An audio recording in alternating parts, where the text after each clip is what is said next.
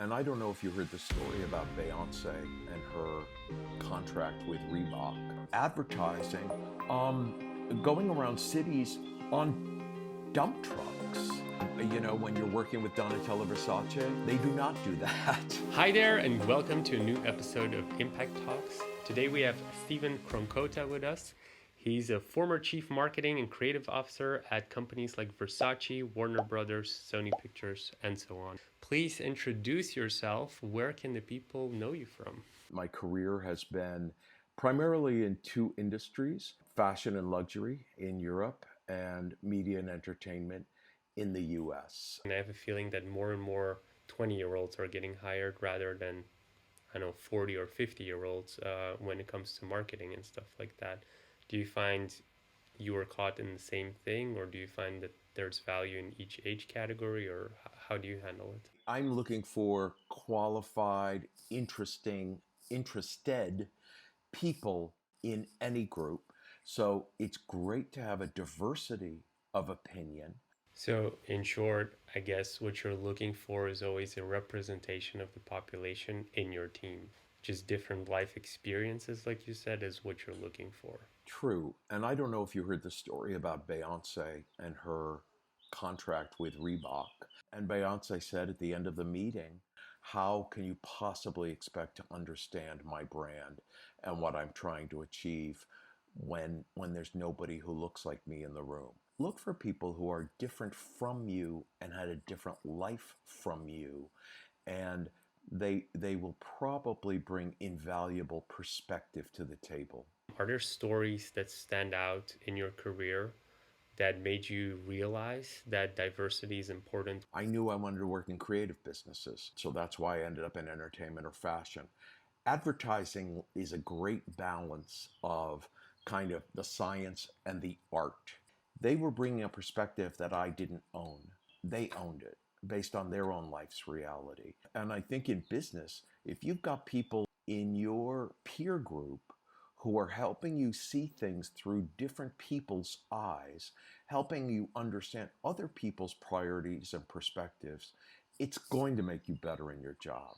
Like, were the nitty gritties of, first day on the job, as I'm assuming launching this new brand as Detail Magazine? But before you get into the nitty gritty, I think I go back to just one thing, which is the vision.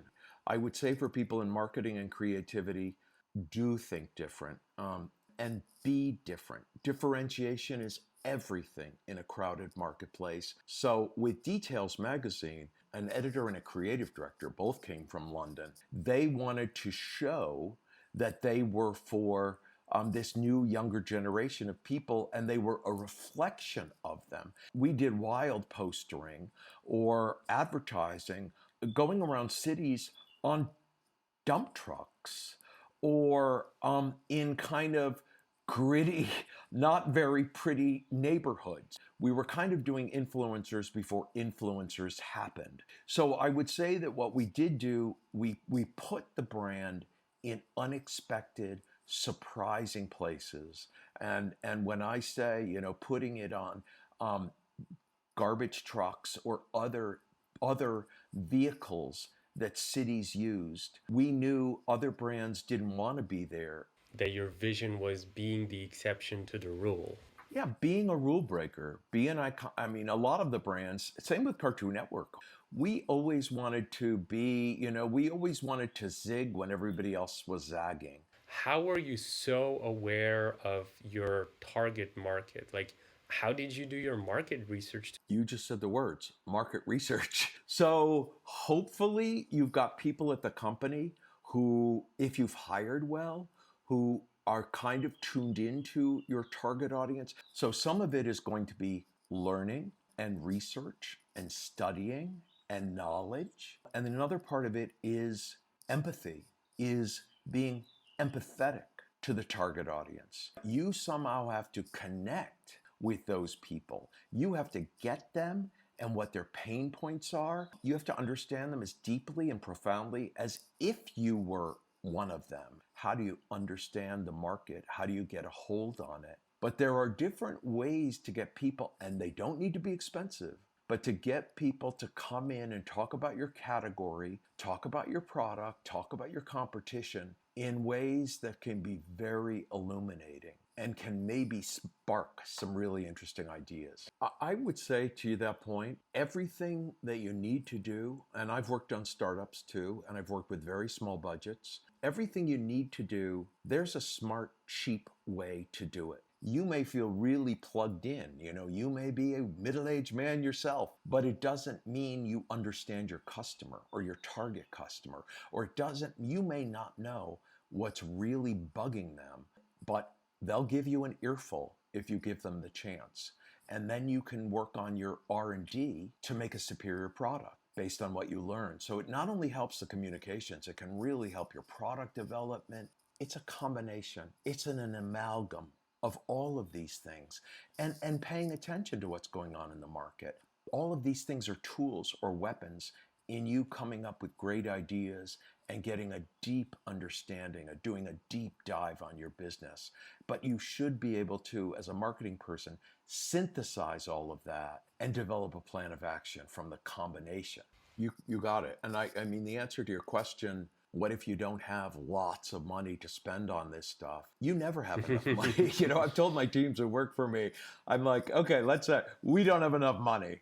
You never have enough money. And then, you've got to outwit, outthink, and outplay the competition. Be more clever. Get the answers you need, get the information you need, get the resources and the creativity you need, but none of it has to cost a fortune. There's always enough money if you're scrappy. Yeah. How do the campaigns happen then?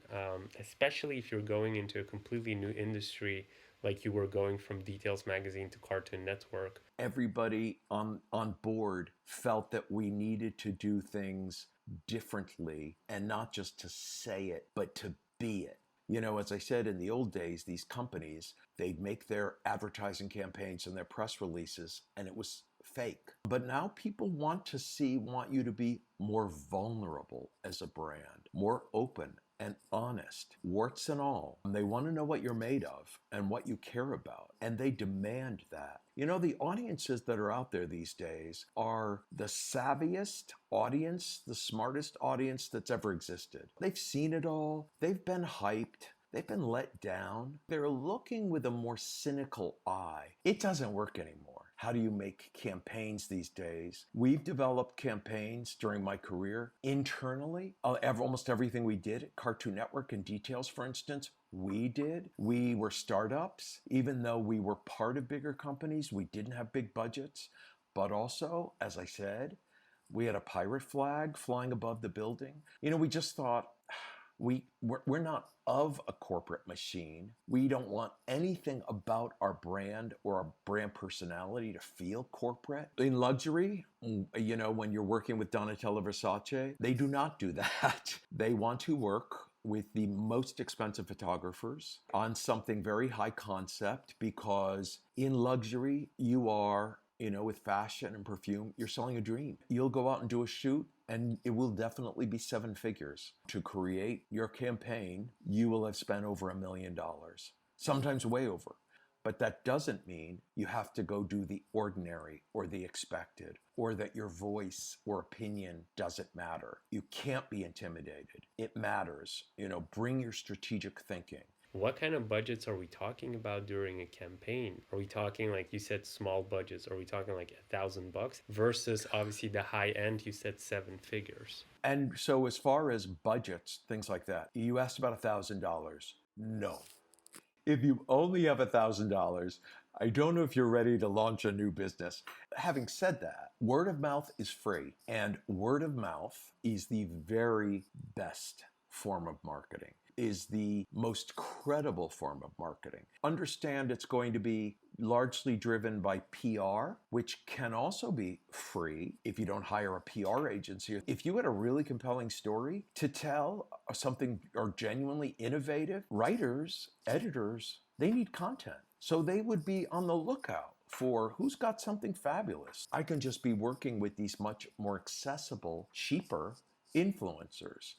Well, Fast forward to today, those influencers have now become big media companies. But all the more reason to have a clever, scrappy idea. I divide all of the assets into three categories: owned, earned, and paid. Owned are the things you own and you control: your own website, your own press releases, your own social media footprint. By and large, they're free or next to free to use. All of that stuff is the cheapest and the stuff over which you have the most control. Earned, those are gatekeepers, editors, writers, bloggers, influencers. Paid is the first time you have to open up your wallet, take money out to say buy media, buy TV time, buy Google, buy Facebook. Use them in that order. Brilliantly exploit owned before you go on to earned. So I would say for smaller budgets, you're going to rely on owned. You're going to rely on wacky ideas that you hope will break through. And you're going to rely on word of mouth, meaning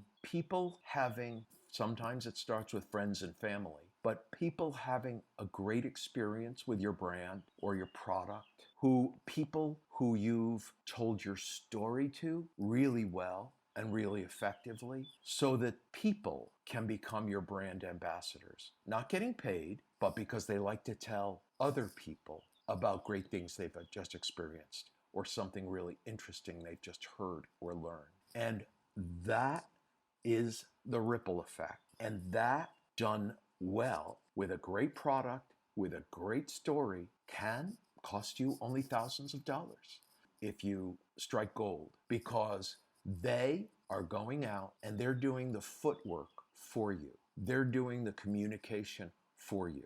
And as I said, there's nothing better and there's nothing people trust more than hearing about something from a friend or a family member. So that's for lower budgets. You're going to rely on word of mouth. You're going to rely on PR, but you really need to rely on a great product with a very clear reason for being and very compelling storytelling. You've got a limited budget. You need to be even more focused. You need to know your audience really well. What media do they consume? Where are they usually spending their time? Them and people like them, because that's also very important. And then spend your precious dollars and cents only on things where you know your prospective customer lives. Almost everybody is doing business with them. It's very hard not to, but it's getting more and more expensive. It's getting less and less effective. It's crazy costly. And so you're trying to come up with a social media strategy that doesn't involve you paying a huge monthly fee to Facebook, because that's a losing proposition. You mentioned we're not going to cover Facebook and Google. What did you want to, what would you say about those things then? Well, look, know your audience enough, know your product enough, know your category enough to understand the choreography of their purchase decision. What words would they be using? Where would they be going to get information about products like yours? With Google and Facebook, your audience and your affinity groups. And by that, I mean people who would be interested in your product. Understand the affinities for your, the socio-cultural affinities. Try to get into their heads. What's important to them? What's their lifestyle like? Be where they live in their digital lives. But as I said, everybody is finding that costs are going up to use them. They are becoming less effective with every additional dollar that you spent. We all have to find new ways to navigate the digital landscape and find ways to be cost effective and really innovate. Well, a lot of times they are discovering it in their digital lives because somebody else is talking about it on Facebook or Instagram. Somebody else is wearing it. Somebody else is eating it. Somebody else who they trust or admire is checking in at the front desk of that hotel. These are now our referring communities, and penetrating and infiltrating those referring communities can be very powerful, and it doesn't need to be super expensive. And it's been a pleasure. Yeah. Thank you so much. And on that note, looking close, thank you so much. Thank you very much. Bye-bye. If you liked this episode, you can check out our most recent one here. And if you haven't already, make sure you click here to subscribe and see the next one. But if you're interested in more tips and tricks, then make sure to join our Facebook group where you can find thousands of like-minded people and you get direct access and support to any business question from the entire startup funding event team.